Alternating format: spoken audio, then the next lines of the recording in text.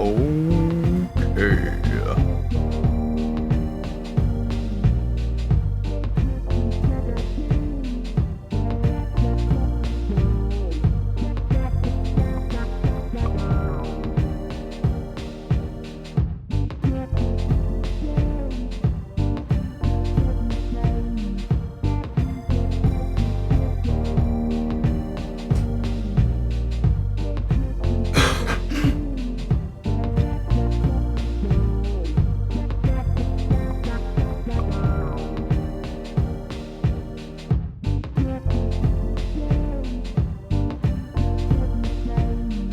Yeah, I think I'm gonna move where you are eventually across from me or line of sight. Yeah. It's fine, but Yeah, I mean, they tell me this is way fair, which means you need to leave it up there. that sounds like suggestive. It sounds like propaganda. Yeah, That's what it sounds like. I know. It's a daggum globalist hoax. I mean, even like the fact that there's a whole nother one over there that could probably hold the whole house up. How many do you need? It's one house. I know. I mean, exactly. When I was a kid. Guys, welcome back to Jacob V Weekly. We want to start like we do every week by reminding you to check out Caddyshack of Hamel, Illinois. Save a life or 9. The only way to support this show financially is jacobv.com. There you'll find patreon.com/jacobv. I'm here with a very old friend of mine. My friend Tyler has some valuable experience that we are going to share and borrow and clarify. Thank you so much for joining me. Hello. Are you allergic to cats? I am not at all. Okay, I love good. cats as long as I don't own them. Yeah, They're amazing animals, but I would never own one again. Yeah, you don't want to be responsible for one. It's too much. Well, I have dogs, but it's like, It's you know, totally different because dogs pee outside. and they're not assholes most of the time. Yeah. I have both. Usually, I do a lot of both. I mean, I'm with that. I got geckos. So my first thing I've been, I realized we never ended up getting to do that show together that time. Oh, yeah. We were going to book A-Town Mob with a band I was playing in at the time, and then the promoter didn't want to. I completely forgot about that. A-Town Mob. That's bringing up definitely like the originality of my creativity was A-Town Mob. That's not, you don't still do that. No, like, it's funny because what I create now by myself is some sort of antithesis of it because it's way more rock and alternative. And then that was like straight hip hop with a little bit of rock. And it was with a bunch of people. So I felt a little more like I could be a rapper when I had 3 other guys doing it. You had with other me. people rapping. Exactly. So it's like you're not the only guy rapping. Yeah. And like it was so much fun. We had a good time and we got a decent following locally. And that would have been a great show. I would have loved to do that because it like that's kind of what our specialty was doing like we had this band Demos, which actually the lead guitar player just passed away a couple weeks ago, man. Josh Hoffman.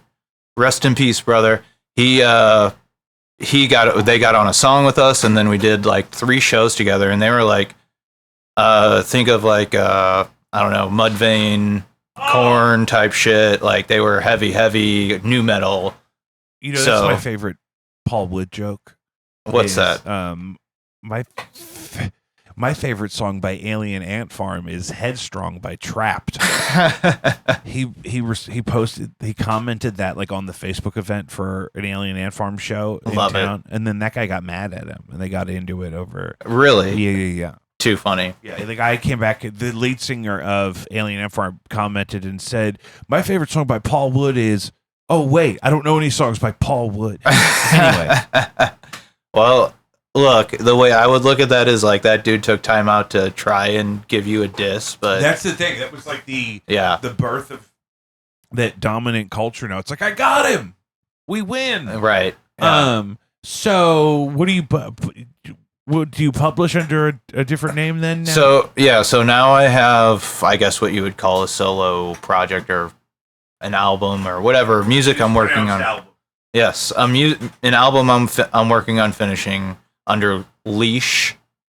I've been using like a cool logo that you would call like a some sort of like colon then an L, like. Is that up anywhere? I can pull it up. Yeah, maybe. I mean, if you look on Facebook, I got a Facebook page. Honestly, like YouTube might be the best place to look for some actual music because I have 3 songs, I think, up there. If you look for Jagged Column Productions, which is what A-Town Mob was under, I kept that same record label, production name, and there you go. The fuck you got there, A-Town? Please, A-Town. There should be a YouTube page. See, it's obscure. I got like 20 views, bro. But I'm not pushing anything just yet. I'm kind of just dropping little teasers. I don't see it. It looks like a Jagged Column Productions. Try that. Because I think that's what it's under. I mean, how easy is it for me to airdrop over to you? I can send that shit. Yeah, airdrop it. Airdrop it. Because, yeah, with the stuff that I do by myself, like this is something I'd love to talk to you about. Like the journey you and I have been on as young people trying to like learn how to do all this stuff ourselves. We've kind of gotten to a place where we're on the other end of it and like we could figure out how to make any of the sounds that we want to make and make them sound good. But then it's like trying to figure out, okay, what do I actually want to spend time doing? Yeah. And then like I also feel this thing, it's like I don't even have to do it live if it's a pain in the ass. I could produce stuff that I like that I can share with people globally, but I don't necessarily have to like grind out like a live show and do a loadout and everything unless there's you develop a demand from. That's what's supposed to happen. You're supposed to, I think, in this age, develop demand from the material first, or whatever. But it's like, what? Where do I even? It's like there's too many options. Yeah, and it's so easy to create now with loops and AI. Even not that I use AI. The most AI I ever use with my music is the drummer and piano and that in Logic. That's where I create all my music. I really love the Logic drummer. Me too. It sounds so good. I use it a lot. I even used to rewire GarageBand into Studio One where I do most of my stuff. Oh yeah. So that I could use just the smart drummer. Yeah. Even when I didn't have Logic, when I was just doing GarageBand into the thing. I have a song, one of my Jacob V singles. I think the drums are all from like I think I made the loop in GarageBand and then exported it to the thing, and then because it was quarantine. Yeah. Well, and again, like that shit's getting so good. You think about tube amps and all that stuff, and how good all the IR stuff is getting. Yeah, I have the Tonex stuff back here now. Yeah. But the I also have that Genome, which I do too. No. Genome's the new one from 2 Notes. I don't have that one yet. Oh, that's the one I have. It's pretty good. Yeah, that's the one that could do the profiles of the actual knobs. Yeah. So I have the one that you use with Tone 3000 that they do the NAM captures. Yeah, okay. The open source ones. Yep. And they have that new architecture, the A2, which is the most robust, I think, of the capture stuff. Yeah. And it has a new A2 Lite architecture that you could load on smaller devices, but the plugin to run it in your computer is free. Yeah. You know what I mean? And all those tone captures. Now, in the Tonex, I have one tone capture that's the Fender Panoverb, which is the Jack White amp with the 115 and the 110. Yeah. And then the other one is an old Mesa. It's a 1984, I guess that would be a Mark III, but that's what Prince had on that tour. Was he had 3 of those. Hell yeah. So between those, I don't have to cycle through all the different tone X's or whatever. I even thought about I could then, because I have this whole pedal board set up. So if I gig with this whole pedal board, I could just run to the PA. I don't have to bring an amp if I don't want to. Yeah. I also have it running wet, dry, wet to all my amps right now. But I could also create a Tone X capture of the whole pedal board. Yeah. And then and then just put that on one of the Tone X's. Yes. And then the Tone X's you could power with USB-C. So I don't even need a power supply. I could just go to the gig with just... Yeah. And I would only downsize that much because I play in one band where I mostly play keyboard. And there's like 1.5 songs where I have guitar parts. Yeah, so you don't need much. So yeah, like you wouldn't and theoretically. I could just I could reamp it out of my damn gum. You know what I'm saying? I do. But that's the thing. I think, and this is the whole thing. The guitar industry especially wants us to do this because it's what perpetuates the market. Yeah. But we mostly sit at our jobs and stuff all day thinking about, oh, I need this so I can make this, and we spend hardly any time actually making. Yeah. That stuff. Yes. I agree. That's the hard part. And there's also good reasons. There are good reasons. Like if I'm having a really bad day and I'm feeling really negative, I don't want to force that into something that I want to create that I wish to be positive. Yeah. So there's times where, you don't want to force it, but it's also like, and I've bought and sold so much gear in my time. Same. I've been doing a lot lately. Studio gear especially. You've been getting rid of? No, I've been like trading up. To get better gear. That's the thing. I've had hundreds of pedals in my life, and I've kind of just like the ones I've kept are really expensive now. But but I don't have as many of them as I did with the UA stuff. It's really hard for me to spend tons of money on outboard gear. Yeah. Now because so much of the UA stuff sounds so good. Because especially like I just kind of gave up on even bothering to record drums all the time here myself. Yeah. You know what I mean? Yeah. Because it's so hard to make someone's basement sound good for drums when it is. I could spend like $200 at even at a high end place like Shock City or something. Yeah. And I could get drum tracks done and not be a huge. That's the way to do it, because anything else you don't need a good room for. You can fake the room. Almost everything else I'm doing DI, and then I still prefer an SM7 for vocals mostly. So I do want to get a C12, some kind of a C12. I just got the Aventone. Oh yeah, that's I'm looking at that one. Yeah, the red one. Yep. Because apparently Prince always liked a C12. Yeah, it's an AKG. So here goes my audio nerd, I guess, preference. But isn't that like Gretsch, though? Like there's what Gretsch was in the 50s and 60s, and then there's the $300 Gretches that Fender makes now that look cool. True. And they maintain some of that aesthetic, and they kind of fill in some gaps in the market. But is that where you were going? Is that like AKG now? I mean, it's like Chinese mics that are, In a sense, yes, because like they still have. What's funny is AKG has always been bright to me.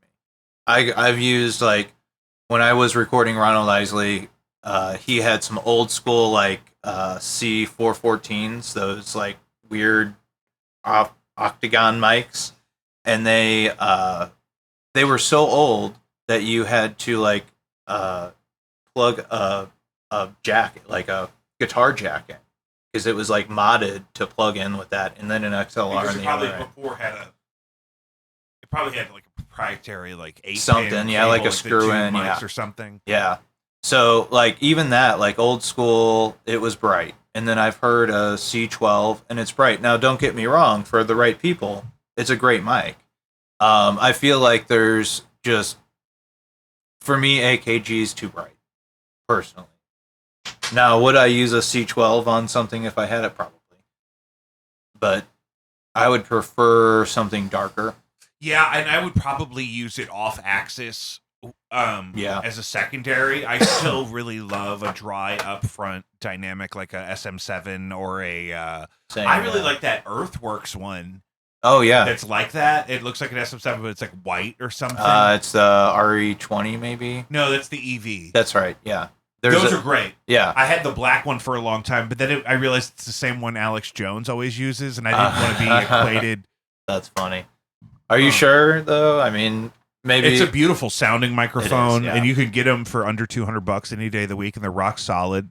And they're great for, you could throw them on a kick drum. I was just going to say, switches. Kick drum's my favorite thing to use it on. Yeah, yeah. And the SM7 is equally, like, to keep it around for that. But the Earthworks one is really cool. And then the Universal Audio makes one, they call it, like, the SD1. Oh, yeah. They just started coming out with, like, those... Because they're, like, modeling mics. Yeah, exactly. So it's like a flat kind of dynamic mic that then pairs with their DSP to make it... And you know what I used to have...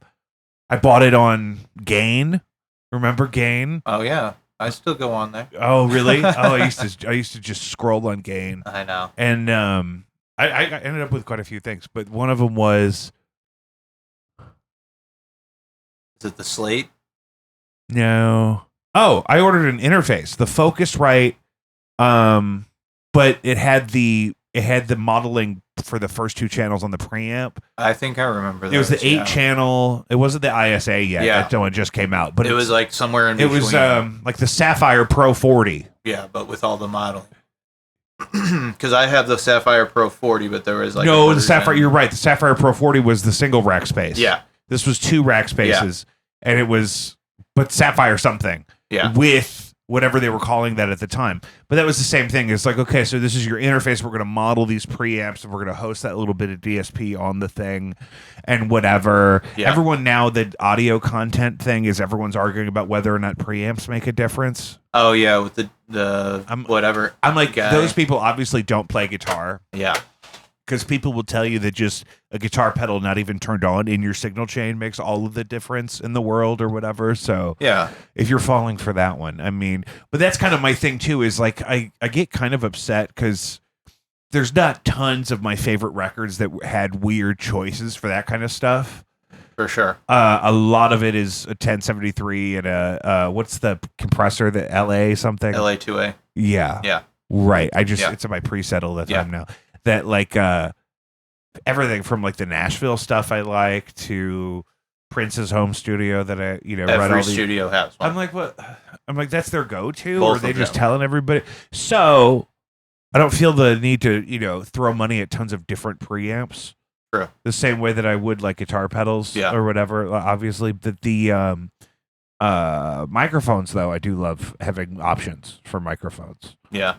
So okay, I've gone back and forth with this, and I think I've settled recently on the idea. So we just gushed over how awesome these emulators are because they are. They're so fucking good. Yeah. And it's mind-blowing how good they are. But when you think about it, at the end of the day, we're going to put this into a computer that's going to put it in ones and zeros, and everything's going to get computed anyway.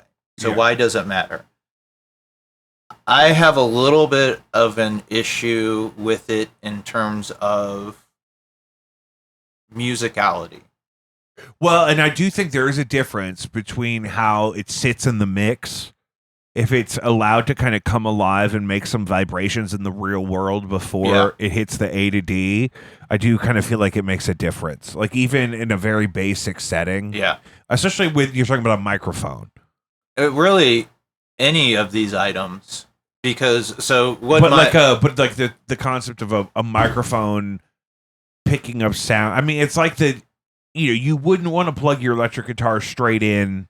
Right. And unless you really are used to recording with plugins and you really have it figured out with how you like to dial your gain staging with all that or whatever, you would at least want to plug your pedal board in to the amp sim in the plugin or whatever. You'd want to have some reality in it.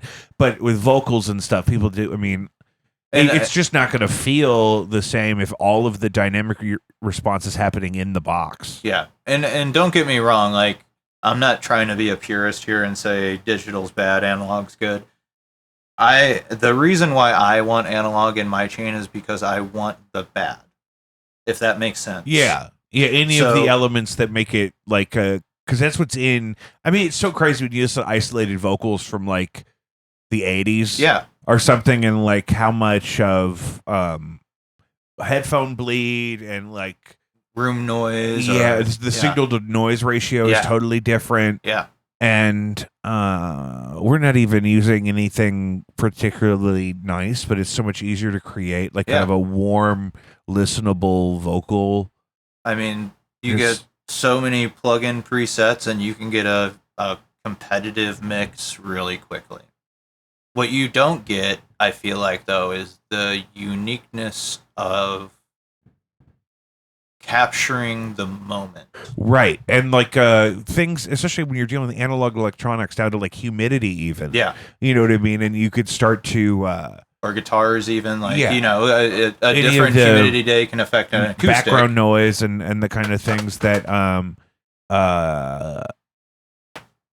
and it's like how, you know, a lot of hip hop producers will tell you they try to find a way to create, or the older style, I guess, would create reverb, right? Like Will.i.am would he would like record just a needle on a record, like with the I forget how he described it, but so that he would set that up as his like his reverb for the track. Oh, okay, yeah. So that it actually existed somewhere. Yeah, because Prince again made him feel bad about if it was just all in the box. Yeah. All the time. And like so that's the thing, like I know even if I'm just plugging into one overdrive pedal and then I'm going to use an amp in the computer, the string vibration is going electromagnetically through the thing, and then it's being amplified before it gets to anything in the computer. So there's just more data there. It's going to give me more to work with and to and it's just, you know, with you would think everyone would want to do that with. That's why I was excited, you know, and it comes and goes with the 500 series like stuff, because if you just need one vocal chain all the time, like if you're just a singer or a rapper producing everything else electronically, I think you could get away with if you had a vocal chain you really liked and knew how to use, and then you were doing everything else in the box. I feel like you're already a huge step ahead. Yeah. And like back in the day, that's when digital was first coming along. That's what they would do. I mean, the Manley Vox box was the thing, because it was one thing that did all the things you needed it to do. And it was $7,000, but you weren't spending $3,000 here, $4,000 there, and then making it all work and all the troubleshooting and the maintenance. So, that's the thing I forgot about. I didn't realize it's like the maintenance, like. You have to go if you have a studio that you're running with a big board, somebody's got to like dust and lubricate and twickle that thing, change tubes on tube amps and all that shit. So because it all goes out. But then again, like that goes back to like giving things that character. So like here's because it sounds so different immediately after it's been serviced, or if something is on its way to failing, you haven't figured out which channel or bus or whatever it is yet. That kind of thing. I mean, there's definitely mojo in that you want. So it like makes me think of there's the last song on Tool's. I want to say it's 10,000 Days or Lateralis, one of the two, where it's like it's a track where they're overlaying somebody calling into the, I can't remember the name of the show, but calling in talking about aliens over a drum machine failing. And they happened to be recording while it was failing. And, like, you can hear Danny Carey playing the drum machine in the background, like, it sounds all fucked up. And then it, like, zip, and goes out while they're recording. And, like, that's a moment you can never capture. Yeah, I had things like that. I feel like, you know, moments like that can't happen digitally if you're always in the box. Yeah, I had a fuzz pedal that when I plugged it into this one Marshall, I think it was a JCM 900 I had, it could pick up like an AM radio frequency. Oh, nice. And so you could then run that through other like effects and stuff. And, you know, if you were lucky, it was a particularly enthusiastic like Christian broadcast. Nice. We talked about this on the podcast a couple weeks ago. I used to listen to Hal Lindsey's Countdown to Armageddon. Ooh. And this is good for, and it's good for us. Hal Lindsey, I feel like I know that name. Yeah, you would if you I'm just gonna put a little of this volume up here so you'll be able to hear it. This was like a vinyl record in the 80s. Hell yeah.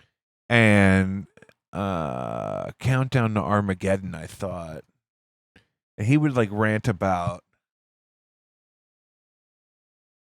you know, the globalists taking over the world. 6 signs the biblical end times are here. Hal Lindsey. Tomorrow's breaking news has always been known to God. Through the prophets, he told us amazing things about our own day. And he said them thousands of years in advance. As I do occasionally, I want to take a quick look Those dudes got a at killer 6 mustache, of the prophetic signs of the end times. I can't cover everything. This is merely a snapshot, but it will give you an idea of how quickly I don't think I've ever things are seen his happening face. in these last days. Our Old Testament. If Israel did not once again exist as its own nation state, then none of the other signs would matter. But it does exist, giving urgency to 16 and F-35 fighter jets, and is meant. So he would go on like this, and he used to put this stuff on vinyl records that you could then later, 15 years later, find at a Goodwill or something. Nice. And so we would play it at 45 RPM, even though it was a 33, because it would make him sound like Alvin and the Chipmunks, but he'd be talking like that.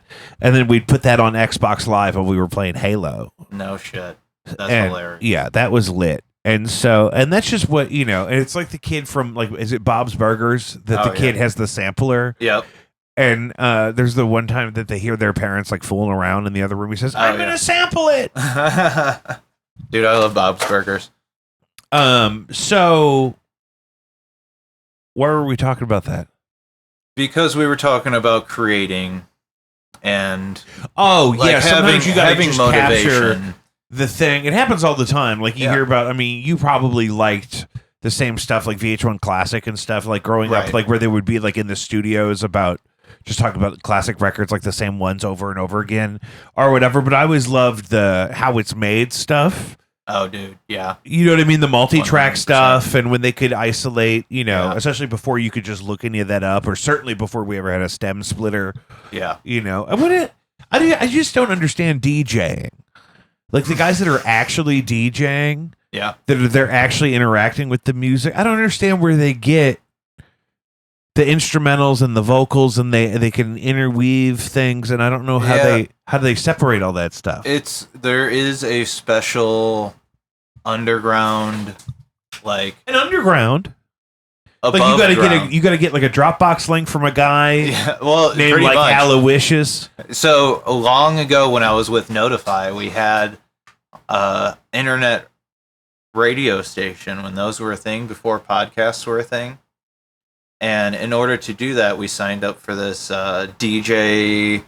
I don't know. Basically, they will send you months before they are released new tracks, instrumentals, acapellas, all that shit to access. Yeah. Literally like a Dropbox from the man. I worked at an internet radio station. It was the student radio station at Webster when I was there. Yeah, yeah. And I was the music director for a summer. And maybe a semester and a summer. And you used to get boxes of CDs, like promotional copies of CDs. Yeah. For that kind of thing. So, I mean, like, back in the day, the guys that did real vinyl would have to find shit like you're talking about and put it on, use that to scratch with. Because that's really what the best thing to scratch with is acapella.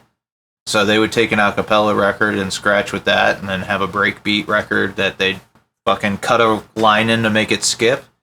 So it would play the same 4 over and over again. So what's with the, where do they get the breakbeats from?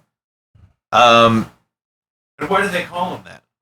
Because you're literally breaking the record. Yes.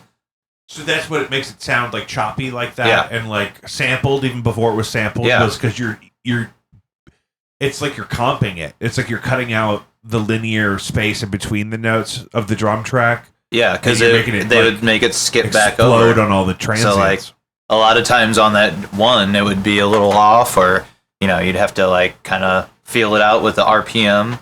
It's funny how cool that sounds to us. Yeah, that they figured that out and that was their innovation with what they just had. But it's also funny to think about the suits that made all that stuff. Like I have Engelbert Humperdinck in my 8-track player over there. The guy that paid to have that record made would be furious if he found out kids were scraping grooves into him to make break beats. He'd be horrified. That's true. That is true. Not Engelbert. You don't hear enough Engelbert samples. Oh, you're right. You're right. I bet Kanye will do it though. Engelbert, Kanye would do some Engelbert. He would. I mean, I'm not a Kanye fan, but he'll do just about anything. I think Engelbert would be good if he did a whole record of if he did like Marty Robbins. I mean, the name itself. If he did Big Iron on His Head by Marty Robbins. If Watch the Throne opened with Big Iron on his hip, Watch the Throne 3. No, what's it called?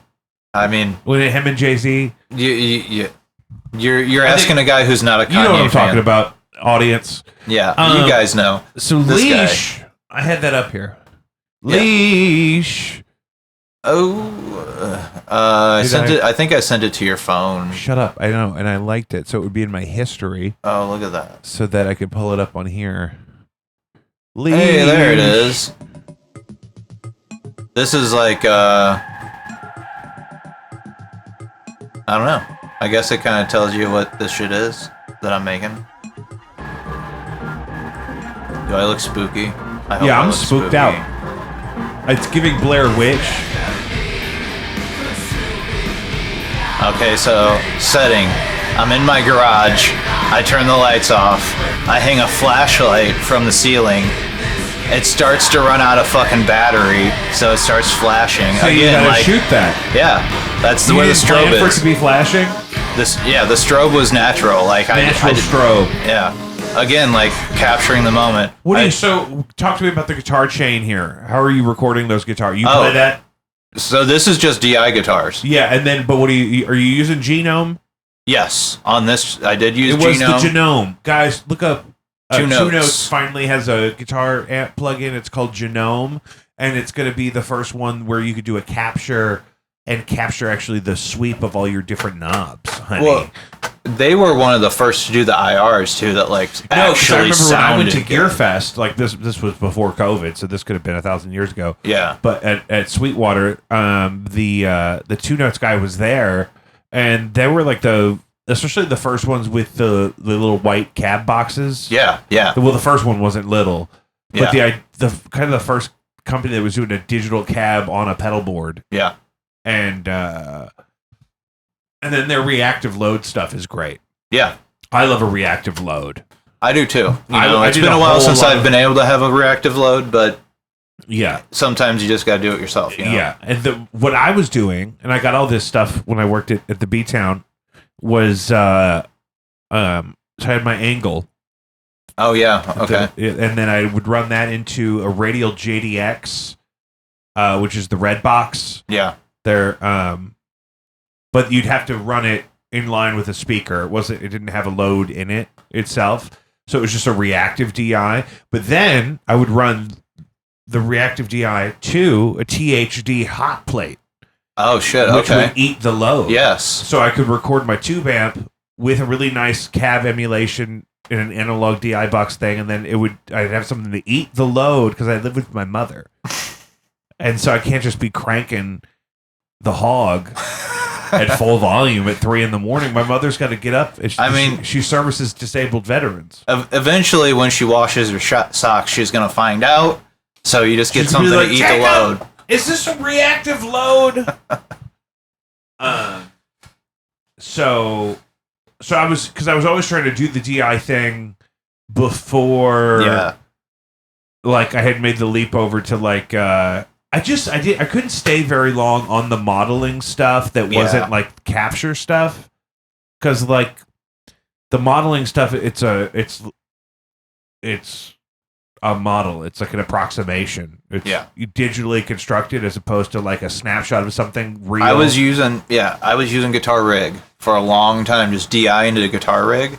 And I will say, as an audio engineer, it's kind of surprising to me, but it took me till probably in the last few years when I really like felt like I'm now at least somewhat of a guitar player, not just faking my way through it, to really hear the difference between a Fender tube and a Black Star 12AX7 tube emulator. Well, and it's really a feeling thing a lot of the time. Yeah.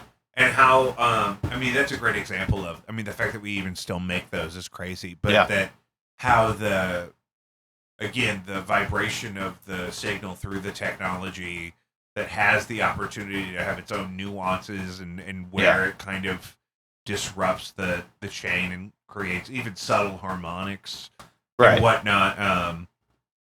Just like the preamp thing we've been talking about, that the guy made the preamp video, and I'm like, what about all the harmonics, gang? You can't hear but it takes years to develop that stuff, and it's so frustrating. Yeah, because not even like playing faster or playing more fluidly or whatever. If I just had the ears to listen earlier, you know what I mean. True, we'd both be Rick Rubin. That's right. We'd be wearing flip flops and white pants. And I wish I could wear white pants. That would be fucking I can't badass. wear white pants. I do my own laundry. Yeah, I'd probably shit in them. I'm always just at risk of shitting. I mean, who isn't these days? Which I'm tired There's of. Explosive diarrhea going around, you know? Taco Bell had to put out a statement, say, listen, it's not just us. We all get lettuce from the same place. It's That's right. Those people. That's right. They're the ones... I've been eating Taco Bell every day this week because I'm on vacation, and I stacked up some rewards points. And Baja blasting it. I've been blasting the Baja. The Baja. As Jesse Ventura would say. I live in the Baja. I do love a Baja Blast. I get the 0. I'm over soda, bro. You're off the soda? I'm off it. So you're just dehydrated? No, like I gave it up like 3 years ago, and I suddenly lost like 30 pounds. So I was like, okay, but I guess I better just, if I want to not have that 30 pounds, I guess I better give it up. But I drink Liquid Death all day long because I'm an antichrist. Which one? All of them. Well, all of the soda ones. The soda ones are legit, I like dude. the Dr. Death or whatever. Yep, I'll do that, or the grape, or the cherry, or the I do like the grape. I've I've had the grape. I do a lot of the green one. Yeah, the lemon lime one. That's probably my favorite one. I do that one a lot just because they have it at bars and stuff. Yeah. I've been California sober for the troops since COVID started. I've always been California sober, but I still drink. Oh yeah, I quit drinking when at quarantine. I drank that first weekend of everything being shut down. I drank all the booze in the house, and I was over for like 4 days, and I haven't drank since. More power to you, brother. Yeah, it's been that's good for you, dude. But then the kids now are like, oh yeah, I'm on a tea break, and I don't do those. Yeah, no thanks. I mean, I would need everyone to sleep in for an extra 3 or 4 days. If I was really going to do a tea break, I need everyone to take a nap. Yeah. Until my daddy's tea break is over. That's right. No, I just smoke a lot of weed all day long. Right. That's what I mean. That's what I'm saying. That's what I'm talking about. Because I know. is king. That's right. And the Bible talks about a plant for the healing of nations. Well, the Bible says a lot of things, but that is one of them. Yeah. It definitely says at least a little bit about that. So, I don't know if I'm skipping ahead too far, but I think really this conversation about tone and where a lot of this comes from is I don't know if it was a revelation or just fucking wild stoner moment, as my dad would have called it. Get a wild fucking stoner hair up your ass. But I'm I have a very unique perspective on what a lot of this means. And that's like, it's all subjective. Like, you know, you might think something sounds good, and that's where, like, okay. Well, I had that problem with my own guitar tone, like in bands and stuff, for a long time. Like, I had a bass player that said, no, it's fine. Like, Jake's like the treble, and Jeff's like the mid, and then I'll do the bass. I'm like, I'm just the treble. And it's because everything was too bright. It was because I was just addicted to. I felt like I had to be able to hear that high end content above the drums. Yeah, and we were playing at full volume in a concrete basement, and well, especially when you're hitting more notes. Well, you want to it hear. Just sounds so different in the mix. I just sold a guitar the other day because I have so many red guitars, and that I was describing to the guy. Yeah, when I'm by myself, I'm always on the neck pickup because that's what sounds good when you're sitting around or whatever. But then in a band mix, or like I used to do, I love to talk about this. Leading up to COVID, I was playing every Friday night at the Casino Queen. Fuck yeah! And I would just bring my Sans amp fly rig. You see those? Oh yeah. It's one thing. Yeah. And just a one spot power supply. It's got a tuner in it. Nice. And I would kind of just dial it where I could kind of leave everything on and just work my volume knob and just play the whole thing. And but I would do that for like 3 or 4 hours every week with just that one thing. But bridge pickup the whole time. Like after the first with 3 songs or whatever with the drums and the bass and whatever. And we were doing like cover stuff. Like it wasn't like heavy. But just to sit, and there were keyboards, which is such a blessing because nobody plays keyboard. But that's the thing. It's like, okay, if they're going to hear the guitar, we're just bridge pick up the whole time. Yeah, like as a live engineer, that's what I would do too. I would pull up the highs to get it over the. And the amount of time we spend on low end on a guitar signal is so hilarious because in a master mix of the whole thing or in a live mix of the whole thing, the low end is just not a part of the equation. No, unless, and maybe that's part of what I liked about the White Stripes so much. When I was a kid and my ear was so underdeveloped and I knew I liked the electric guitar was, you're just hearing the electric guitar and all of it. Yeah. Like they wouldn't have had to shelve as much low end. I'm sure they shelved plenty, but like there's not as much competing with it. So it was like an easier way for me to wrap my head around the guitar parts. And hear the tone, like the true tone of what he wanted out there. Because you're as an engineer, you're like, I'm getting that bullshit out of here. Yeah. And I even tell my students, like, there's nothing good down there. This is fascinating. I wish I had pulled this. I read this the other day. It was an old interview in like Guitar Magazine or something with Trent Reznor. And apparently even in the 90s, they were using the speaker simulators that were built into different pieces of gear, like the Marshall JMP1 preamp. Oh, yeah. It was a tube preamp that also had a digital effects thing in it. Yeah. And it had an analog, they called it an emulated speaker out. And there's like one of the biggest Nine Inch Nails record, I forget which one, was most of the guitar parts. Because when they were doing the industrial thing, they had their drum machines and sequencers and everything were all going DI. And so if we had to then put a big room mic'd up guitar signal on top of that, would add all this room content that didn't fit the record at all. So just the idea of being able to go DI and control how much space you're adding or not adding. And that's what this track kind of reminded me of that like DI guitar signal where you get a big stereo image. Yeah. And it can be heavy and you're not adding all this content from the room, good or bad. Yeah. You know what I mean? Yeah, and that's kind of the feel of the mix for this song is a little more like a modern upfront metal sound. And again, like you want to talk about Logic drummer, that's all Logic. Yeah. You know, like those drums sound fucking badass. I guess you could take your samples. So you could do your pattern with the Smart Drummer in Logic. Yeah. But then if I had like a pack of drum samples I really liked, I could replace those. Yeah, because you just switch it to MIDI. I've done that before. You know, like I'll use I have a machine, so sometimes I'll take one of my recent like experimental things I've been doing is I'll take the Logic drummer, let it make something like rock in that genre, and then flip it over to like a trap drum or something like that to make it kind of feel alternate. Yeah.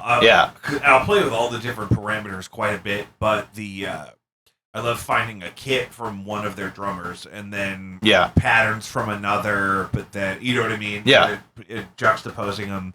And that's what I've always loved about the idea of like a whole room full of guitar equipment like David Gilmour has or whatever, like boiling that down to that could all exist on my pedal board, and then I have the juxtaposition of I could put like an 80s style flanger with like a 1960s tube amp, and historically those things didn't exist in the same rigs together very often. Yeah. However, in this post society we live in, that stuff sounds really cool. I think so too. Like, so it as an engineer, one trend that really sticks out to me is how more and more dry vocals have gotten over the years. Yeah, and they're more so upfront and in your face, especially like even Billie more. Eilish. Oh yeah, It sounds like she's swallowing the microphone. but it's so fucking cool. Oh yeah, I mean, especially that was my favorite. It's so stupid. Did you ever see that clip of her and Phineas showing David Letterman how they comp vocals? Oh yeah. And he's like, wow. Oh. And it's understanding that process now. It makes total sense to me, but it also I can totally see people complaining about that and being like, "Oh, that's why Pro Tools isn't cool because that's not cool. You should just sing it and whatever." It's like you don't want it to sound like the best possible way it could sound, and you make your brother do it all. Like, what are we talking about? Like, what's the problem?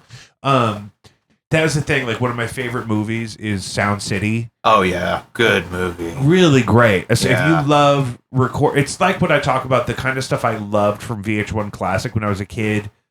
VH1 Classic when I was a kid, I've been talking about it a lot, had less commercials than regular VH1. It was all music content, and it was really informative, and you would get to hear just enough of it that it was stimulating. And then the commercials were also for music, like box sets and stuff. Yeah. So it was just music all the time, which my wife has told me, no, everything you like has extra music in it.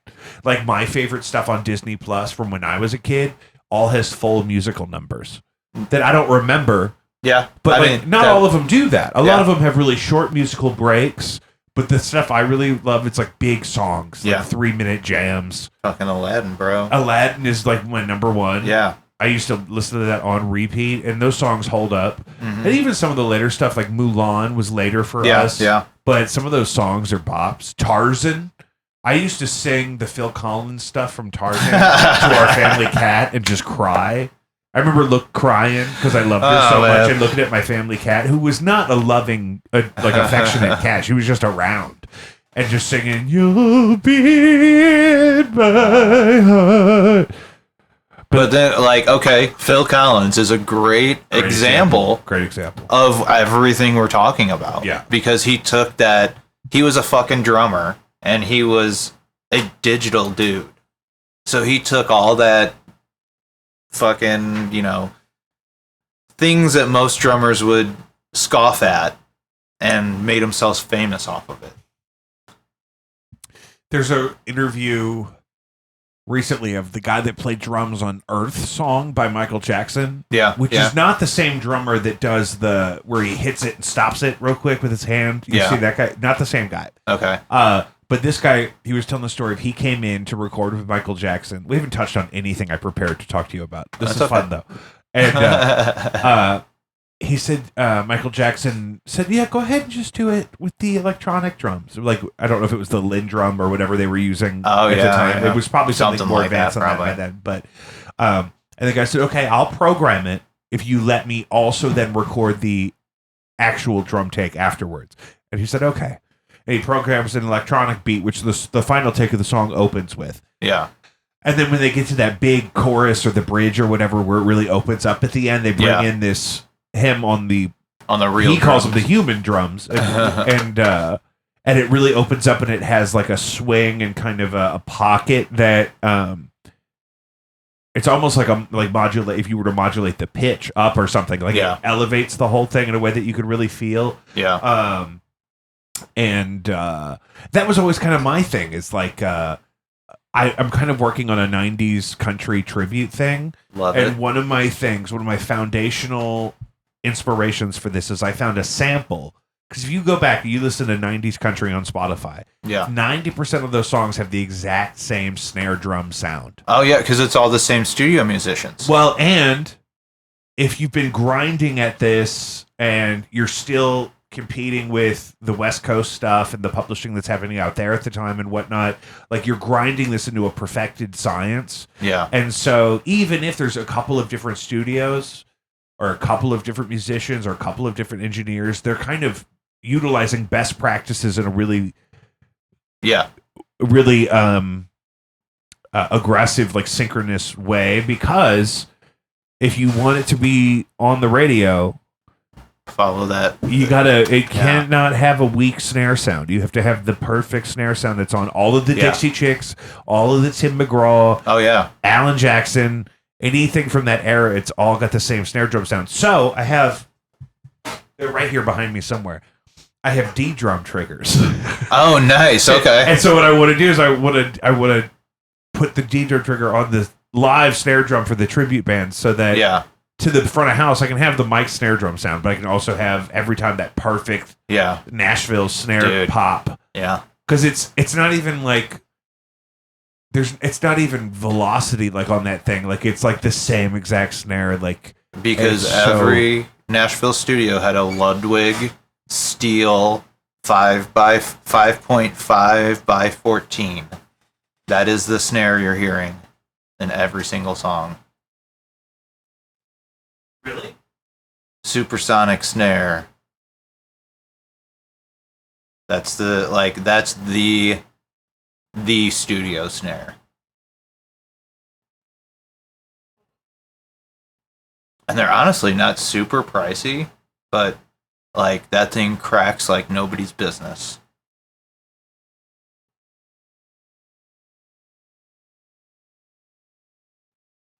So the cheaper way is that way. Yeah, that's the thing. Because you know what? I found the sample for free. I'm like, and it's you can play with it and do whatever, but we did that for a Madonna thing that Lindsay and I did. Oh, sweet. That before COVID. Yeah. That any kind of loops or very specific things that we would just put in the SPDX. Oh, yeah. And so we'd have our normal drum sounds and my normal guitar sounds that were part of our normal thing, but then we could bring in the more familiar stuff. Yeah. And I noticed that you could do that if you have because I have to play so much keyboard. I don't want to have to always play keyboard live. Yeah. So if I'm playing my own stuff, if I'm performing, I really want to play guitar. Yeah. But I would be the same way. Yeah. And I only started playing keyboard so I could play keyboard under myself playing guitar over it later. Yeah. But it's just, I would rather play keyboard than not play. So I play a lot of keyboard. Yeah. But for my own stuff, I would rather put that stuff on tracks because I'm not pretending to play keyboard.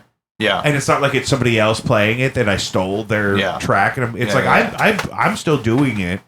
I would rather work on, and then, guitar right now. Well, and like going kind of back to the original thought, that brings you to like, okay, you're doing all the stuff in this computer, and let's say whatever, what do? You go out there by yourself with backing tracks like a rapper and a guitar?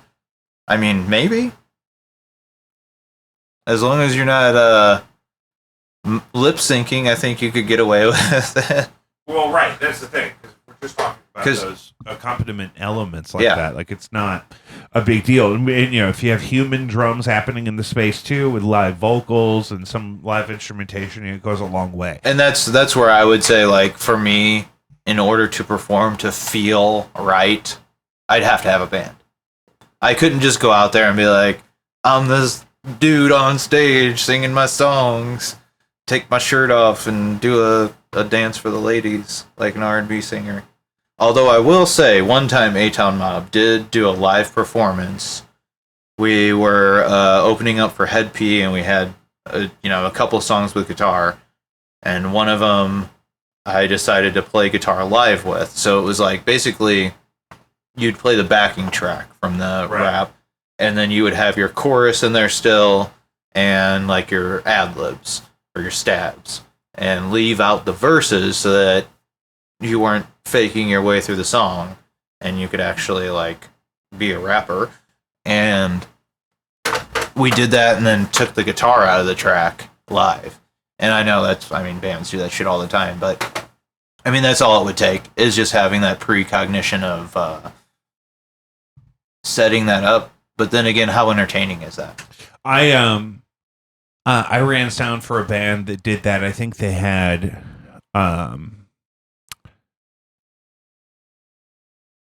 drums and bass and guitar happening live, but then so he could do his guitar solos, he had his rhythm guitar stuff on tracks. I think they had keyboard parts on tracks. Yeah. Too. So like you think about, it's him playing the guitar part. Yeah. You know what I mean? And they could put their background vocals on tracks or whatever, Exactly. so they could have really expensive sounding vocals live. Yeah. And it's kind of just filling in stuff that's supposed to be there without having to hire a whole, 11 people or whatever. I mean, look, I'm a Juggalo. Maybe not so much anymore, but used to be. And I'll always love ICP because they will be one of the best live shows I've ever seen. And if anybody out there has not seen them, it's worth at least trying to experience what it's like. And I'll put them up there with Roger Waters. I'll put them up there with anybody I've ever seen. Eminem, ICP. Oh, good. I wanted to get to that. That's in my notes. Yes. So, like, ICP is like one of the, I don't know. There was a time when I would say they were the only band I listened to, if you want to call them a band. But they also, like, it's so entertaining. Right. It's I hard. had a similar conversation with an have artist that. I had in here recently about growing up, when his favorite guys was Weird Al. Oh, yeah. And Weird Al is an incredibly talented guy. Yeah. Musically, objectively, and has had lots of success and is a very entertaining and generally kind of positive and controversy-free figure. Yeah. But doesn't necessarily get brought up in the conversations of people that are really great because there's an element of comedy or theater to it that, I guess people make it seem like it's less serious. Yeah. But I remember listening to, is it The Great Malenko? Oh, yeah. We used to bump that. That was one of their best albums. They have, like, 2 really good albums from the early 90s. And it's evolved now. It's not the same music, but it's still, like, the same theme. You still get the morality and what some people would equate to Christian ideals woven within. I liked Magic. Yeah, When he says, fucking magnets, how do they work? that's right. Because you know what? How do they work, bro? Well, I mean, can somebody riddle me that? Yeah, exactly. Don't make fun of the man. Yeah, I mean, I tell people all the time. Was it unexpected in a way that I found humorous the first time I heard it? Of course, yeah. Absolutely. Absolutely. Like this fucking dumbass thing. Stick together. However, why do they stick together? Exactly. Is what I'm saying. Like it seems like such an elementary question to ask, but it's not. But it's, and especially, people, there's plenty of people that act like Kanye West is a genius. True. And there's plenty of Kanye West shit that is no less ridiculous than ICP. Yeah. There's like bars that are absurd in a way that's hilarious. Yeah. And that's got to be the point.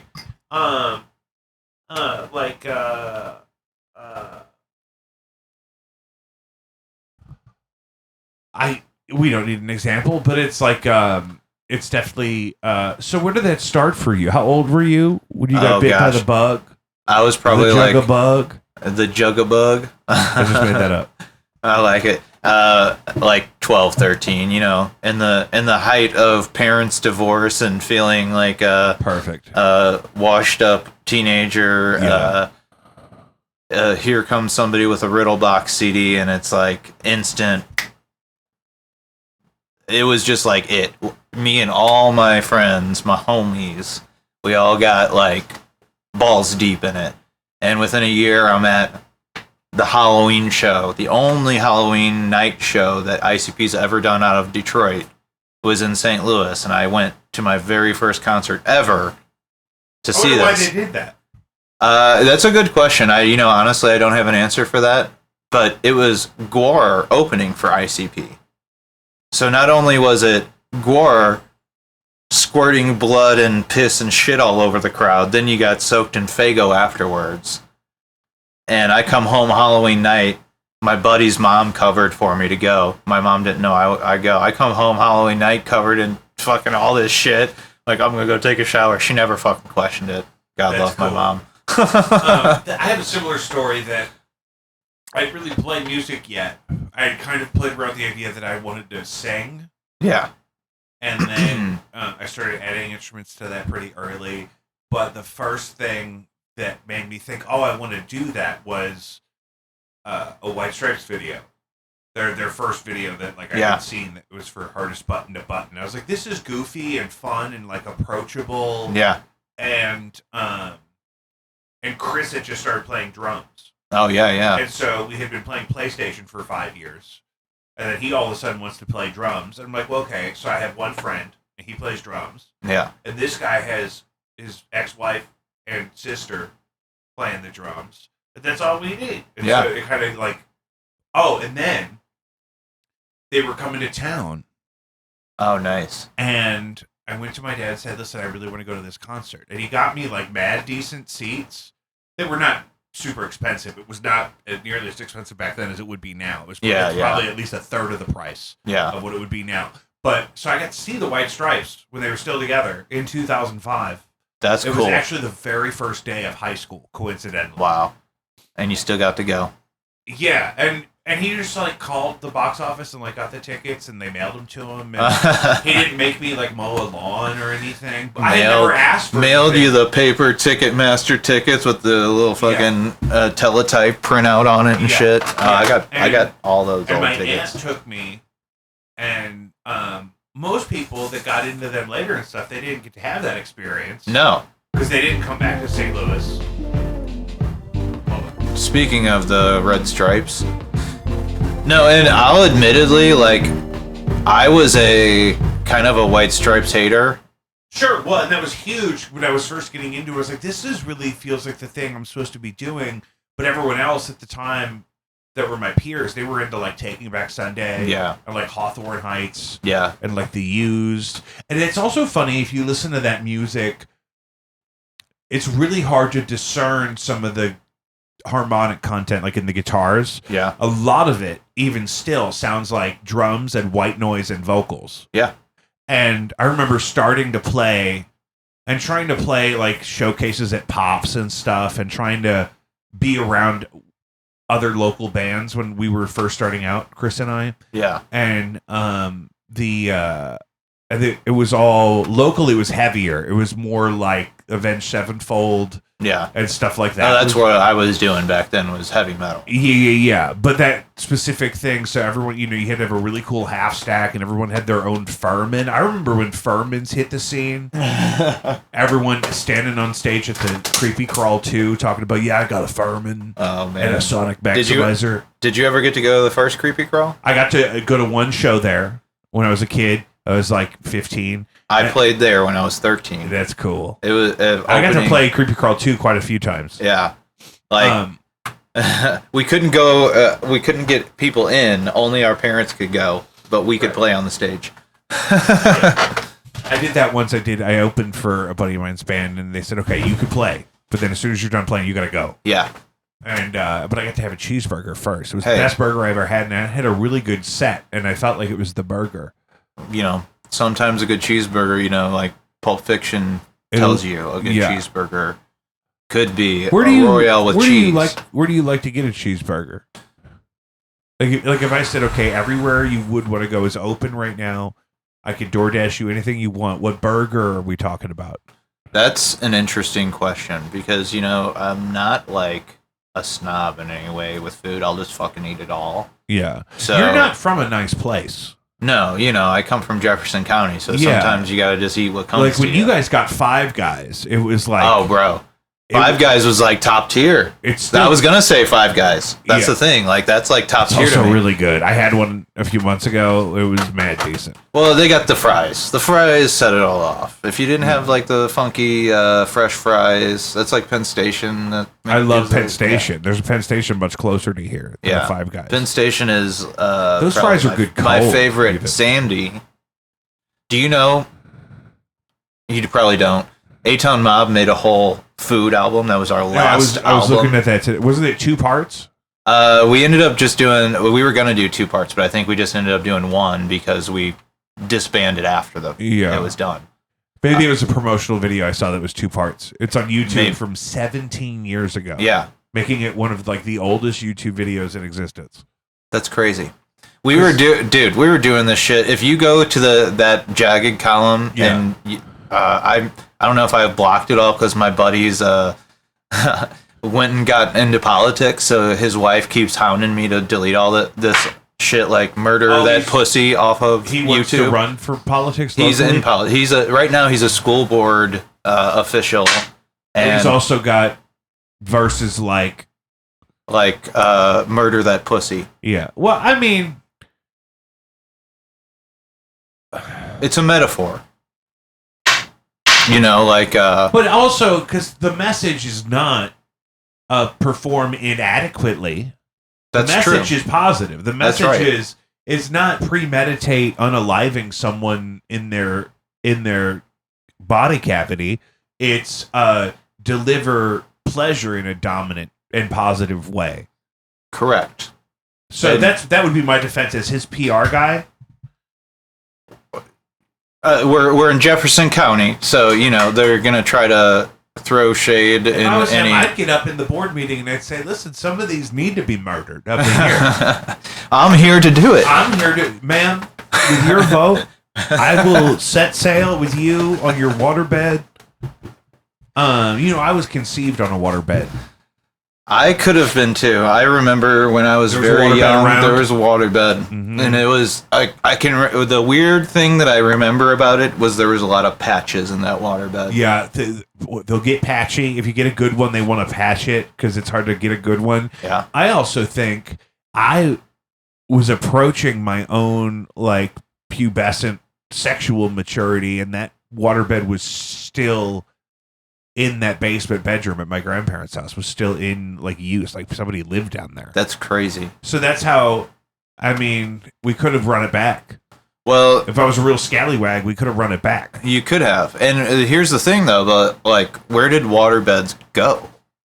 Why aren't they a thing anymore? I think were there too many floods? I think the people that flip houses realize that a lot of their flips had giant craters in the master bedroom from a fallen waterbed, that then the property was abandoned because they're like, we're not coming back from this, just get me out of here. And so I think they lobbied and they said, listen, can we move them all to fucking memory foam or something? These waterbeds are fucking us. I'm just picturing like the poor kids in Indonesia are all sleeping on fucking waterbeds because we sent them over there, Yeah. Was it the Goofy movie where they had the waterbed with the goldfish in it? Oh, hell yeah, dude. That was the bop. That was like some Hey Arnold shit. Dude, Goofy movie, like going back and watching that with my kid, that's one of those where I'm like, oh yeah, this stands the test of time. Yeah, and that's Prince's protege that does that song at the end. The guy that plays Powerline is Tevin Campbell. No way. Who was in the sequel to Purple Rain, which was called Graffiti Bridge. I don't know that either. Yeah. But that's an absurd amount of information that I don't know. Yeah. But that's how crazy it is. And I only figured it out because rewatching Goofy movie as an adult.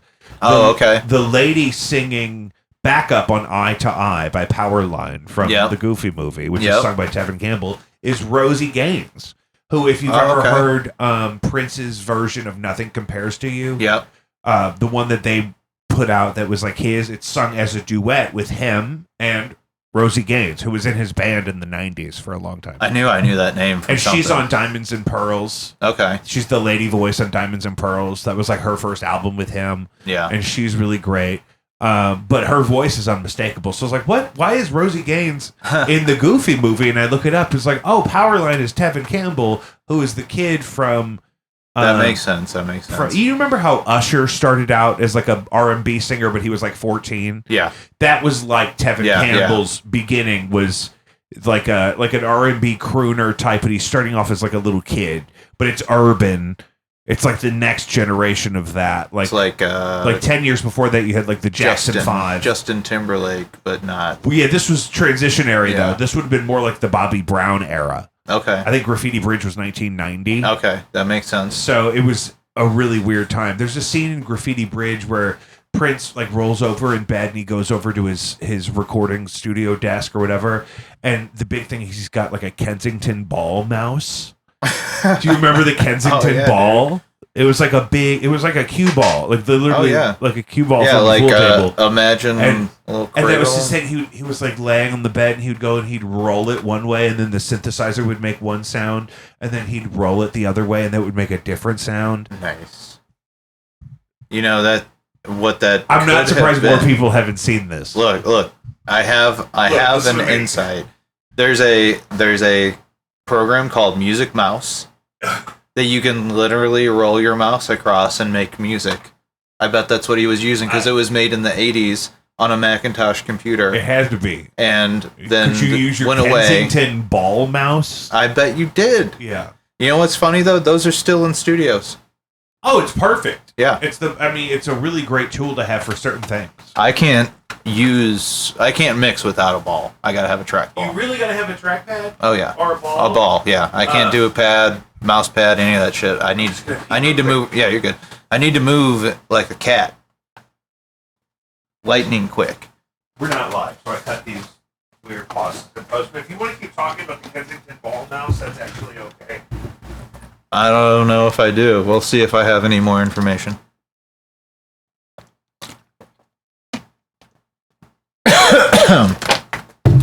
I think there's a better ball. No, not really. Ball mouse. This is me taking a picture of me. Look, here I am. And now for a little bit of interesting information. If you took three different audio signals and put them on the same track. My thing is, we worked up there together for 2 years. We never got the opportunity to sit down and talk this much. Oh no. I mean, it was all... When I did your wedding... It was all dick jokes most of the time, you know? Mostly dick jokes. Or like a pretty lady is what I'll say would walk in and we'd just go, Paul. Oh, those were different times. Different times, guys. This is pre-2017. This would have been 2012 to 2014. We didn't know that everyone was a sex monster. Monster. Yeah. Cut that. Cut that. Yes. We're over an hour in. So ICP got you into music because it was so over the top entertaining that it said, oh wait, I love the whole package. I love music and it's become a driving force in your life as an artist and an audio engineer. And You could be described perchance as a juggalo. Perchance. I mean, I have the... So I think you'd qualify... A segment I had planned that's tangential to this is Ask a Juggalo. Let's do it. And so my idea is not that it's about juggalodom. It's more so that having that code, that creed of juggalality in your spirit, I just want to know how the Juggalo code would respond to these circumstances. Yeah, and I think you would somewhere in there say Juggalotus. Juggalodi? Yes. Juggalati? Yes. Juggala. So, the Juggalo, modern advice from the time-tested wisdom of the posse. Okay, so here's a recent headline, and I just want to know how a Juggalo might advise someone to respond to this. Court recognizes 2 goldfish at a sushi restaurant are sentient beings with rights and orders their removal. I would say that somebody put some motherfucking LSD in the goldfish. In the goldfish? Like there's a problem with the goldfish. There's a problem with the goldfish. Maybe have been tampered with. Or that there's maybe an environmental toxin. You're witnessing Darwin's theory in live form right there. And here's another thing. Stupid people don't prefer sushi. Right? Sushi is an educated man's game. People that think they're smart or cute or fancy like sushi. So maybe these fish were exposed to these experimental drugs that these rich people are on and these high-level conversations. To an extent, with enough volume, these fish have mutated into consciousness. I think that's absolutely what has happened here. And it's pretty obvious when you see the headline that they're trying to not get you to think about it being something like that. But here's the thing. They're probably fucking aliens. Yeah, they're probably aliens. Octopuses are definitely aliens. Yeah. And I hope somebody comes get them. You know what I mean? Next up. Wanted man set fire to his home to kill spiders. That dude, he's a pussy. Don't, what, like, you're going to blow up the whole spot over an arachnid? Yeah. Look. An arachnid that can't even comprehend the scope and breadth of your sheer size? First off, if that was my house, being a juggalo, I have many hatchets hidden throughout the room. You just grab one of them guys and start chopping away. Is that the preferred melee device, the hatchet? Well, you know, it's a... Like a tomahawk? Well, you see, it's a butcher's hatchet. Oh, a cleaver. It's a meat cleaver. It's a cleaver. Cleavers are good. A butcher's hatchet. So he's the hatchet man carrying a butcher's hatchet, which is the meat cleaver. To be technical, if you know true origin stories of the hatchet man. So this is what I was thinking. The Juggalo wisdom would indicate that this is an emotional and totally uncool overreaction on his part. You got warrants, you got spiders. The solution is not burn the house down. No. You chop the shit out of that house, even chop if you it up got to from get a the couple inside, walls out of there. Silently. Yes. You do it in rhythm with the song that you're playing on the stereo. The police just think you're playing the drums. And, I mean, anytime, like, seriously, like, you just chop.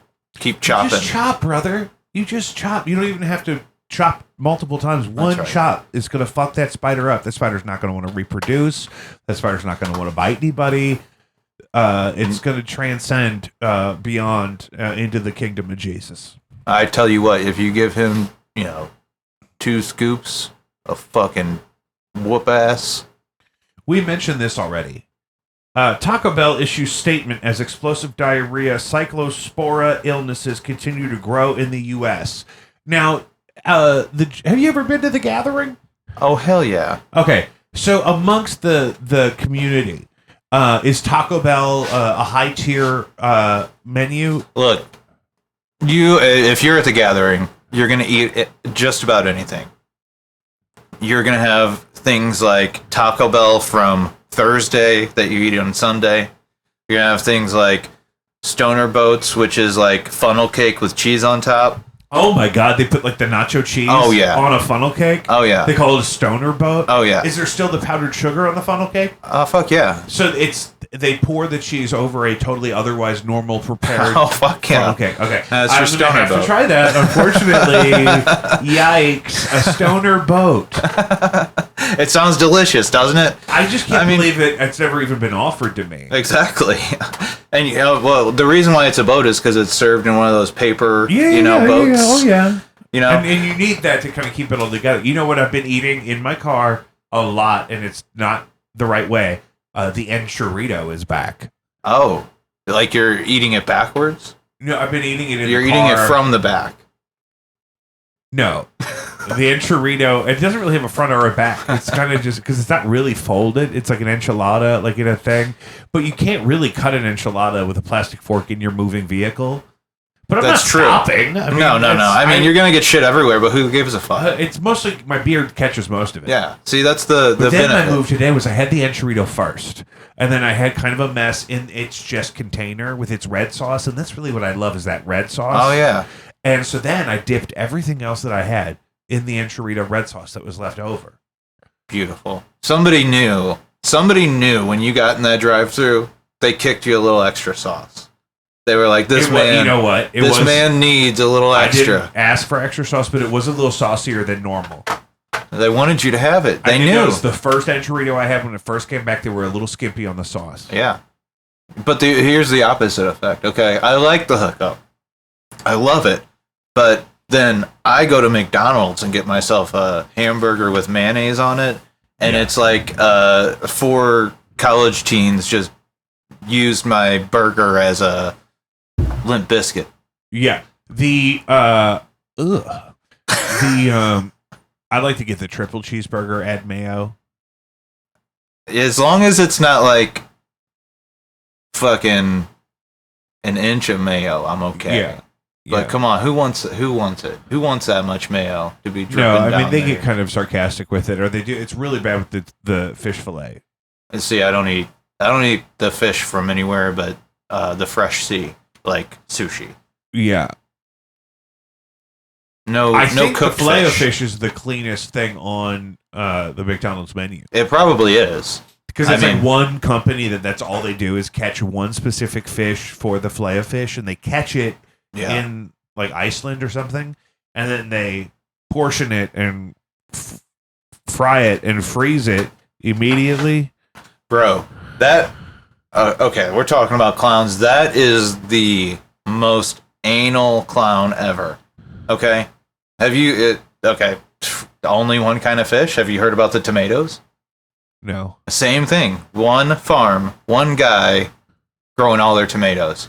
And it's got to be a certain kind, and they all have a certain inspection, and they got to pass this test of a size to actually go out. And so it's like, it's the same type of fucking thing. Like, I think we're all feeding all these sub companies. You know, they got the one fish, they got the one tomato. I bet they got one kind of pickle. Farmer. Yeah, it is kind of a problem all the time, and it's actually more of a problem with food than people think about. And I mean, don't get me wrong. Well, and that's actually the problem. That's part of Taco Bell's statement is that all of these places get their prepared lettuce from the same place that's experiencing the exposure. So it's not a Taco Bell problem. It's a distributor problem. Yeah. But Taco Bell's the one getting the flack for it because it's already funny Right. to say that about Taco Bell. Well, of course, yeah. But, you know, I think you have to consider that's the bad side of getting everything from one place. Oh, yeah. But I'll still eat it. I don't give a fuck. I'll risk it. Roll the dice. Shit my pants. I don't care. I had a couple Am I the Asshole? So this is something I haven't really stayed in touch with Juggalo culture as much recently. But there are some like recent problems. People ask for clarity on the internet. Okay. On Yeah. Reddit. They Yeah, post I'm familiar, with that. So Yep. it's a very common podcast topic, but I haven't necessarily heard a Juggalo perspective. So I'm not asking you to speak for everybody, but just based on your experience with the Juggalo wisdom. You can call me Professor Whoop. Mm-hmm, exactly. Am I the asshole for purposefully dumping a bowl of red punch onto my friend's white carpet? No. Your friend knew when you were there, you had 100% chance you were going to dump that shit on his carpet. First off, the motherfucker should not have had white carpet. Why do you have white Yeah. carpet? I Why are mean- you having guests in your home if you have Exactly. white carpet? I mean, you might as well just fucking put some fucking, I don't know, mink on the floor. Yeah, I mean, it's like asking for it. Yeah, so when I walk in, I'm first thought is, what can I pour on this motherfucking floor? I mean, I've already poured a couple things on the floor over here. Yeah, I'm thinking, where's the Sweet Baby Ray's? Oh, dude, like, you get okay. Like, I want to when I see a white carpet, I want to pour Sweet Baby Ray's down the front of my body, and then I want to do the worm. I think a better way to really make a statement would be to like rub some flaming hot Cheetos all over your body. You know, like get the dust everywhere. Yeah. And then worm it. Yeah. And then you got like dust flying as you're worming. And you like crunched them up, and you did like a layer of syrup, and then a layer of Cheeto. Ooh, yeah, because then it would like smash in. Yeah, and then that'll start to really come into the carpet in a lovely way. It's going to be really impossible to deal with. Well, and again, shouldn't have had the white carpet. Now, this is one that I thought was specifically, because I don't have any idea how this would play out in the Juggalo culture. Am I the asshole for not allowing my sister's polycule around my children? Are you familiar with the concept of a polycule? I am. And listen, Juggalos, we love everybody. Okay? We accept everybody. Now, just like you think you would have, you know, there's been things around about Juggalos being against homosexuals or anything like that, but that's not fucking true. It's just like any other community. You're going to have murderers, you're going to have all the other things too. But me, like my boys that I grew up with, that's not us. Right. And I think that's just a subculture of anything. Of any group, any bell curve. So for me, I feel like the Juggalos would be like, we don't give a fuck. Cool. But there's always going to be those motherfuckers that want to like start some shit. Because that's the other thing, is we're all assholes to each other on purpose. So somebody's going to say something fucked up. But at the end of the day, they probably like, I don't give a fuck. Now, am I the asshole for getting the cops called on my husband's family during his planned barbecue? Yes. You don't 100%. blow up the spot. You don't. No. Not no matter who it is. Listen, I don't care if you got 2 or 3 hoes that show up at the same time. Yeah. And your wife's there too. I mean, they're going to find out about each other eventually. The solution is not call the police to the function. Exactly. Because then somebody's just going to get a report, and then, you know, like, it's kind of fucked up to even, like, call the police on somebody if, you know, like, they're just trying to have a good time. As long as they're not hurting anybody else, right? That's what I think. Am I the asshole for announcing my pregnancy on Christmas? What? Okay. Now, this is a very loaded question, because if I knew the circumstances, maybe. It depends on where the baby came from. Okay. Are you announcing that my brother is the dad? Are you announcing that my dad is the dad? Are you trying to tell me that you might have had sex with the donkey in the barn? Probably not the best time. But if you're just letting me know you got a little ninja up in there brewing, good. I do think it's Jesus' birthday. So unless the baby's on the way today, we could talk about the baby tomorrow on Boxing Day. I mean, yes and no. What better time? You got the fam together, you know? You're all cheers in a glass of Faygo. I meant to get you some Faygo. I meant to bring some. But you're off the soda. I am, but I still drink Faygo every now and then if I find a good flavor. For a good purpose. You know, you like the Rock and Rye? Rock and Rye actually is okay. What is that supposed to taste like? Is that like a Dr. Pepper kind of? Kind of, yeah. It's more like a spicy cola. Yeah, like it's like more like a root beery cola kind of thing. It's like one of their unique flavors, and that's one cool thing about Faygo is that it's not just like Vess, where you'll get like the imitations of what's out there. They make all their own different flavors. Ohana Punch is a good one. There's a Fireworks one that's like a bomb pop flavor that I had recently that was pretty good. So like, yeah, they're doing good shit and they're making lots of money. I tell you what, they will never associate with ICP, but ICP makes them so much money. This is a good one. Am I the asshole for moving out because my wife let our adult children move back home? Ooh. Okay. So,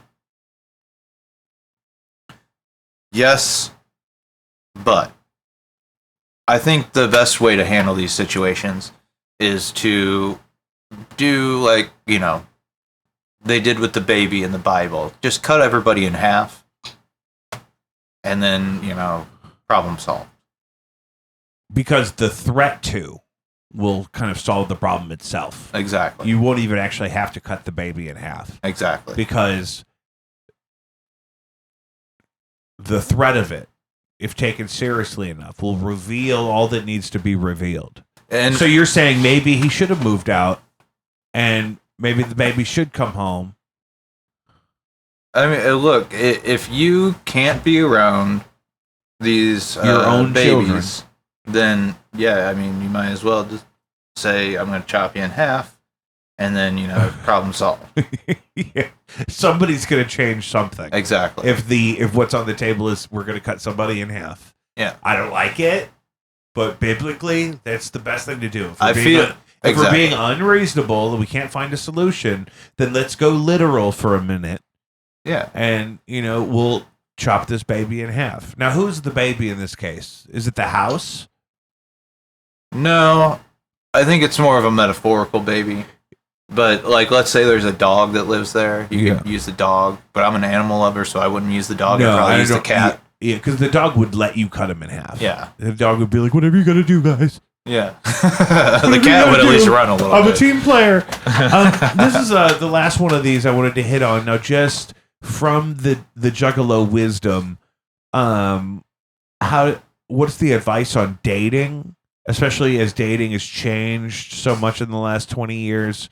And, do people that are devout juggalos, do they date outside the juggalette community a lot, or is it you try to lock it in within the family if you can? Okay, so I'm freshly single, right. I guess, so right. I can definitely speak to this, and here's my mentality about it, and I think that's the whole mentality. I gotta kind of keep the juggalo thing under the wraps if she's not a juggalo, because when she finds out, she might be like, what the fuck? Not that I really give a fuck, because that's me, but I think I like a diverse variety of people out there. So, me, yes, but when you're deep in it, like balls deep in it, and that's all you do is juggalo, then no, you're not going to. But I'm a veteran, so I've seen my time in the war of Juggalotus the third, and I feel like there's only one thing that you have to be sure of.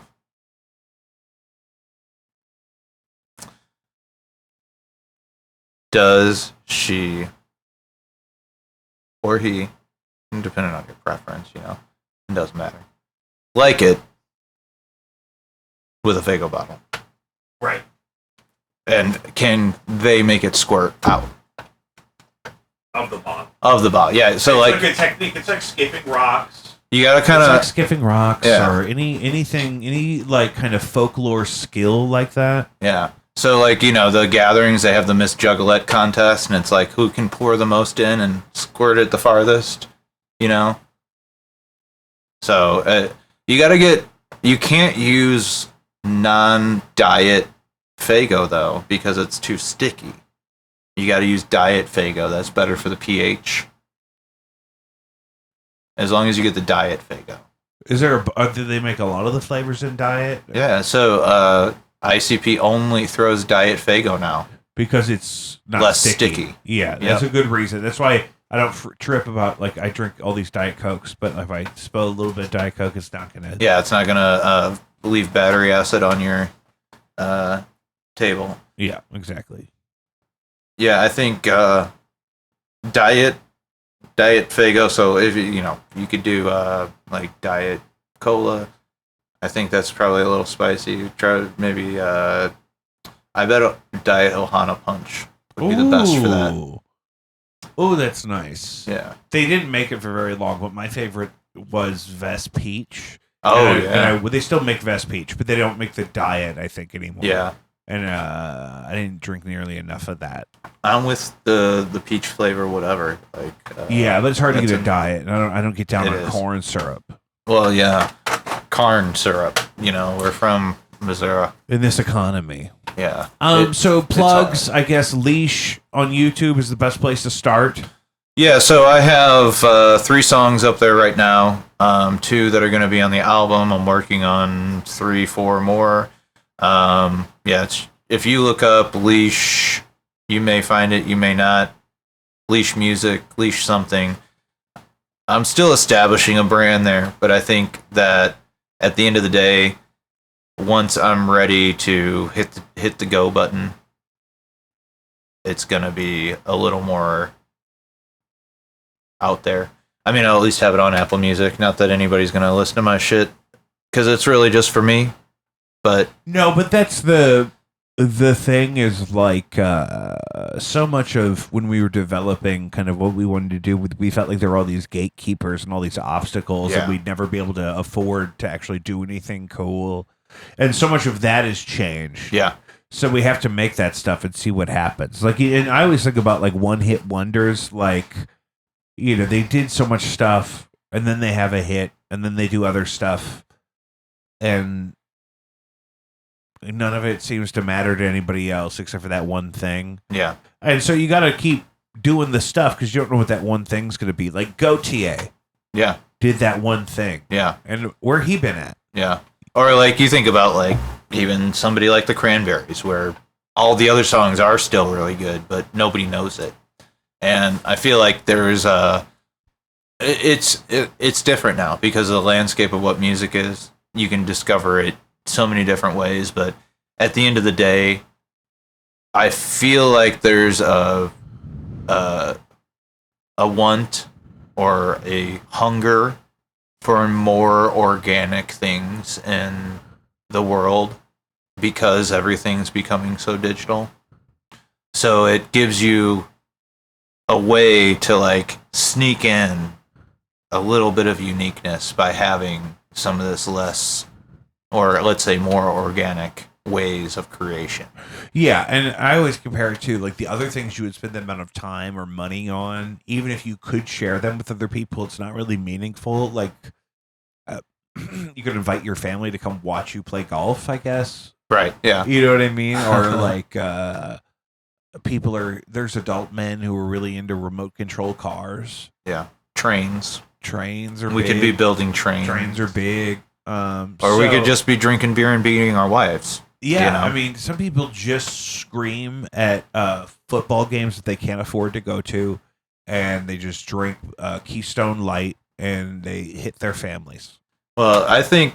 And if those people had pedal boards like you see here behind me, none of that violence would happen. That's right. And it really is. Music is therapy. I've said it my entire life, and it's definitely an outlet for me. Like, in some of my darkest times, music has been a way for me to express some of those emotions and, like, almost cathartically let go. Yeah, it's really hard to make, like, good stuff when everything's really good. Yes, I agree. Because you got to have like some kind of need for, and really bad. Oh yeah, I mean, it's almost like you got to be in that middle. Yeah, you got to have that wave. You got to be in the middle of that wave, but you can't be like starving literally because you know. I mean, maybe that's all you got. If you're starving on the street and you're playing music, you're busking. But yeah, I mean, I feel like the most practical time as a musician is when you're in the middle of that wave. Yeah, somewhere in between. I can flow without thinking too hard, and I can just let things out. Yeah, and I'm not like stuck on. I don't want to do that because I'm fucking depressed, or I'm in a really good mood and some hot chick is distracting me, so I don't want to do that right now. You know, there's two extremes that make me not want to do things. But when I'm in the middle of it, I feel like it's almost like you balance the bad and the good and put it out. somehow. Yeah, well, it's like the synthesis kind of makes those pieces make sense together. Yeah. Like it feels chaotic if you don't produce something with that duality. Yeah. And that we could go on. We usually only do an hour. We're at an hour 40. Oh shit! The actual episode right now. I know that's how long it's been. So we'll have to do this again when you have something. Let's do it, dude. When you have the album ready or whatever. I do performances too here. Sometimes I'm just sweet rearranging. I think I'm going to set performances up where you are now, and I think I'm going to move this station caddy corner for Eyeline. This wasn't too bad, but it's just the two of us. But yeah. These beams. Guys, as always, thank you for checking out Jacob V Weekly. You can support us at patreon.com/JacobV.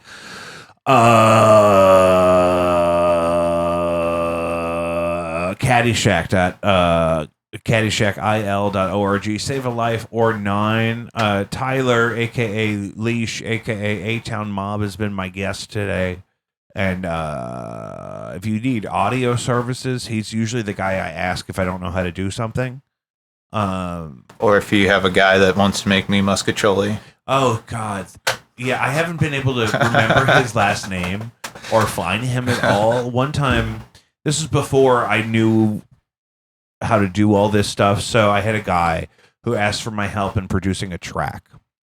And it was like an EDM track. Most of the sounds came from a thing called Nexus. Oh, yeah. Mm-hmm. Still around. Yeah, and he had just gotten like a new version or something at the time.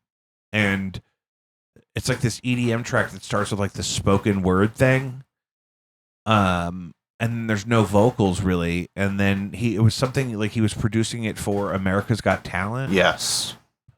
And it was going to change the world and whatnot. And I had to go over. He lived right down the street from where my mom lived. And I was still in college. It was probably summer or something. And so then finally, after all these sessions with him producing this EDM track, which is way overproduced at this point, driving his elderly parents crazy because we're blasting it in his NS10s. And it's just too funny. At one point, his dad said, "Mark, can you play another song? Can you play like a different one?" He said, "That's just not really how it works, Dad." And then so I made Tyler come over, and he had like Paschetti's catered. Oh yeah. And so we had to sit and eat Paschetti's in silence in his elderly parents' kitchenette. Hey, and he kind of stared at us like I really thought we were gonna get poisoned. And then we had to go and master this thing with him standing there looking at us. Well, in an alternate universe, maybe we were poisoned, but we survived, and I think we're better for it. Yeah, I mean, it wasn't strong enough.